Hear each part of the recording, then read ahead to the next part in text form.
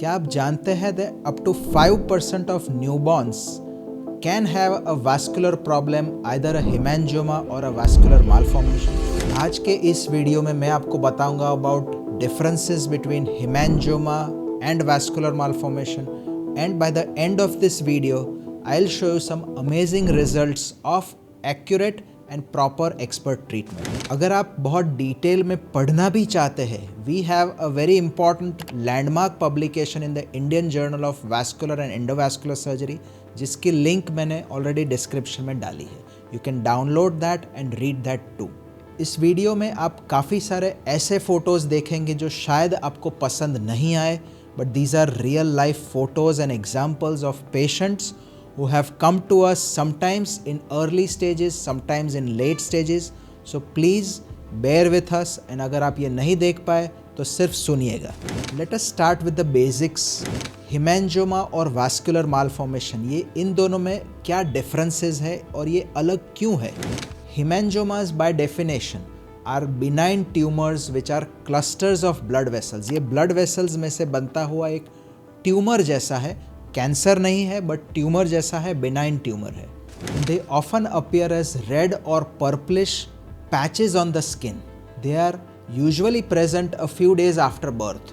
कुछ लोग उनको बर्थ मार्क जैसे भी मानते हैं, एंड बर्थ मार्क में से भी ये डेवलप होते हैं। This will rapidly increase over time and can reduce over time, and unlike any other tumour, these can increase in size and then also show spontaneous regression or reduction in size.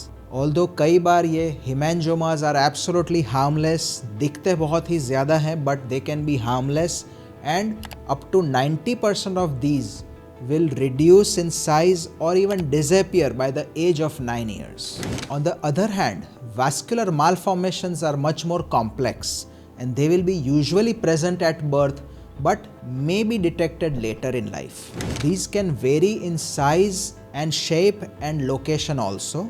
ये vascular malformation कई बार increase होते हैं size में, especially during growth spurts, जैसे puberty की as में या hormonal changes, example after pregnancy. इन दो circumstances में vascular malformations may show a rapid increase in size. Vascular malformation एक नसों का गुच्छा है. It is a developmental problem and not a tumor, and this will always increase with time and it will never regress or reduce with time. So hemangioma या vascular malformation को differentiate करना इसलिए ज़रूरी है because hemangioma शायद अपने आप या सही ट्रीटमेंट से जल्दी ही कम हो सकता है, बट vascular malformation कभी भी अपने आप कम नहीं होगा। टॉकिंग ऑफ क्लिनिकल प्रेजेंटेशंस, कैसे कोई आइडेंटिफाई कर सकता है? Haemangioma is usually very easily seen and easily recognisable. ये कुछ फोटोज आप देख सकते हैं जिसमें बच्चे को हेमेंजियोमा है। भले ही फेस में ये ज़्यादा कॉमनली दिखते हैं, but they can be found anywhere in the body, sometimes even inside the body, जैसे लिवर हेमेंजियोमा। इनका common appearance is bright red and the skin is a little patchy or irregular. These can even be warm to touch.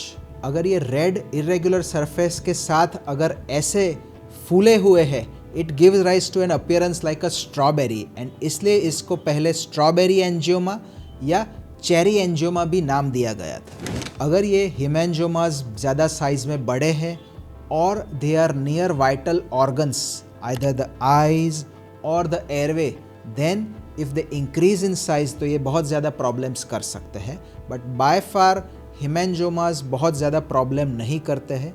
If they increase fast in size तो वहाँ itching या bleeding हो सकता है। Vascular malformation में we divide them into two main different parts और types. One is a low flow vascular malformation and the other is a high flow vascular malformation, जिसको AV malformation और arteriovenous malformation भी कहते हैं। Difference ये है कि लो फ्लो में वहाँ ब्लड का फ्लो बहुत ही स्लो होता है, जबकि हाई फ्लो में the blood flow is very fast. Low flow malformation usually ऐसे सिंपल कंप्रेसिबल स्वेलिंग की तरह दिखते हैं, which will gradually increase in size. अगर ऊपर की स्किन बहुत थिन है, देन दीज में also appear bluish in tinge and these malformations can be compressed very easily. In photos में आप देख सकते हैं कि ये उंगली के मालफॉर्मेशन को जब हमने दबाया है ये पूरा मालफॉर्मेशन दब जाता है. This is the sign of compressibility. और धीरे धीरे जैसे इसमें ब्लड वापस कलेक्ट होता है this will again come back to the same size. Sometimes ये लो फ्लो मालफॉर्मेशन में अगर ये स्किन को अफेक्ट करते हैं या कैपिलरीज को अफेक्ट करते हैं then someone can have blisters और अल्सर्स और ब्लीडिंग लाइक दिस पेशेंट. अगर ये vascular malformation oral cavity lips के अंदर है तो ये ऐसे दिखते हैं. एंड कई बार ये हेमेंजोमा से कन्फ्यूजन की वजह से ये बढ़ते जाते हैं बट आइडेंटिफाई नहीं होते हैं. And we also have some patients जो इतने एक्सटेंसिव वास्कुलर मालफॉर्मेशन के साथ भी प्रेजेंट होते हैं. High flow malformations may not be very large in size but they usually have a small swelling. और ये स्वेलिंग जो है this will be very warm to touch और उसके साथ साथ we can actually feel pulsation. Pulsation जैसे हम पल्स फील करते हैं वैसे ये स्वेलिंग कई बार पल्सेटाइल होती है या फिर उसके अंदर हम अगर फील करते हैं lightly we can also feel something called as a thrill. So अगर स्वेलिंग के साथ साथ पल्स या थ्रिल है it leads to the suspicion और doubt of AV malformation. And अगर कोई भूल से इसको सर्जरी के लिए लेते हैं then the chances of bleeding may be very high.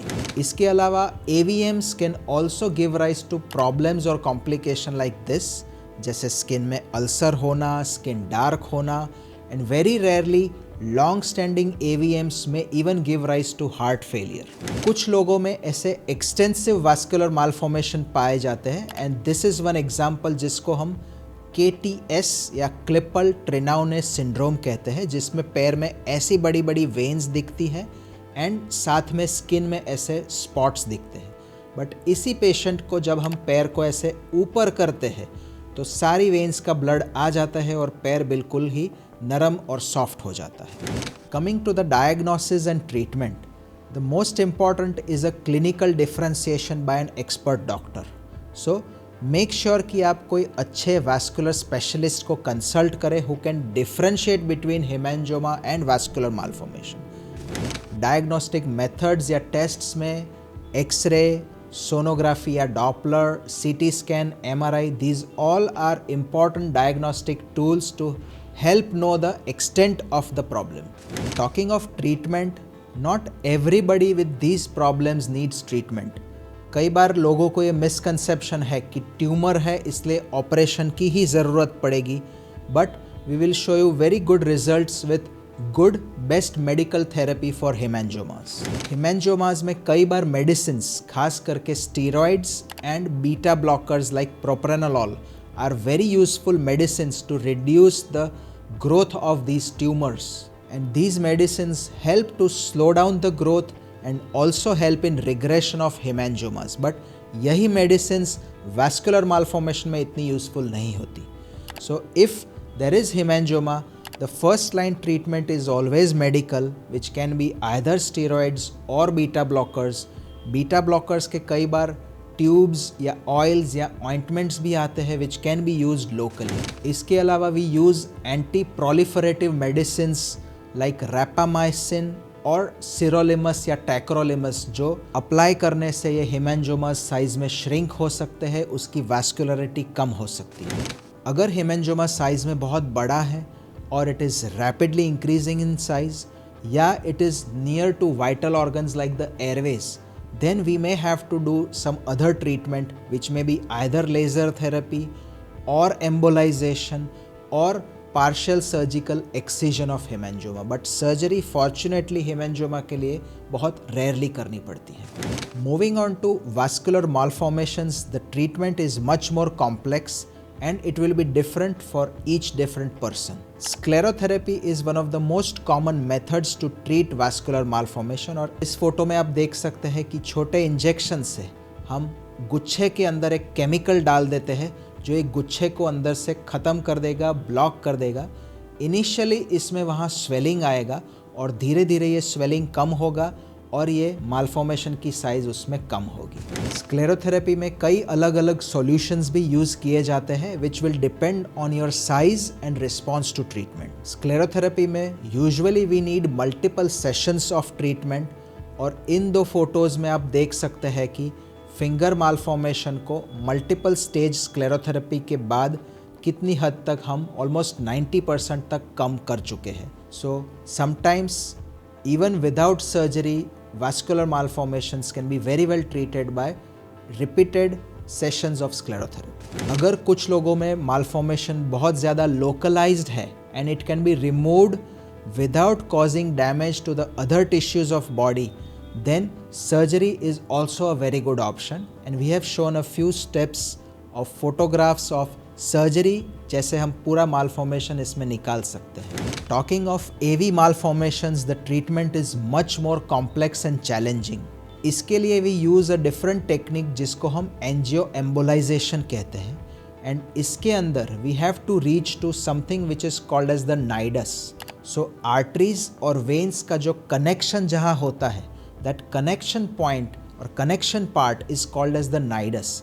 सो हमारा ट्रीटमेंट का एम होगा to reach and block the nidus, और ये करने के लिए we put in special chemicals और ग्लू इनटू दैट नाइडस, जो हम आइदर आर्टरी के अंदर जाके छोटे कैथेटर के द्वारा ये स्पेशल केमिकल्स, ग्लू या ऑनिक्स या इवन अल्कोहल अंदर दे सकते हैं, और ये नाइडस ब्लॉक होने के बाद कई बार हमें सर्जरी करके ये AVM को निकालना पड़ता है। Let me take you through the success story of a young girl जो बड़े वास्कुलर मालफॉर्मेशन के साथ हमारे पास आई थी। When she was 6 months old और ये मालफॉर्मेशन बढ़ रहा था, सम डॉक्टर्स टोल्ड हर कि ये हेमेंजोमा है और ये अपने आप चला जाएगा, बट इट डिडंट। ये साइज़ में बढ़ता गया, और जब वो हमारे पास आई तब इतना बड़ा स्वेलिंग उसको कान के पास था। We put her on medicines, anti-proliferative medicines, rapamycin and tyrolimus, and with medicines ये काफ़ी हद तक श्रिंक हो गया। अगर इस स्टेज पे हम सर्जरी करते देन कट भी बहुत बड़ा आता, ब्लीडिंग भी बहुत होता। So we opted for medical treatment to reduce the size of the swelling. उसके बाद जाके हमने सर्जरी की। सो ये आप रिजल्ट देख सकते हैं कि ये पहले जो था और after medical treatment we can see that उसी लड़की में ये स्वेलिंग ऑलमोस्ट 70-80% कम हो गई है। And at this stage we decided that we do a surgery, और ये सर्जरी के स्टेप्स आप देख सकते हैं जिसमें हमने पूरा मालफॉर्मेशन निकाल दिया, और सर्जरी भी हमने बहुत ही अच्छी तरह स्कार दे के किया है, एंड आफ्टर 6 months ये स्कार ऑलमोस्ट विजिबल नहीं है। सो आप देख सकते हैं कि अगर प्रॉपर प्लानिंग है and we are able to use the best of different techniques, we can give very good results for treating vascular malformations। और अगर आप ये rapamycin मेडिसिन के मिरेकल क्योर के बारे में जानना चाहते हैं, you can have a look at this short video।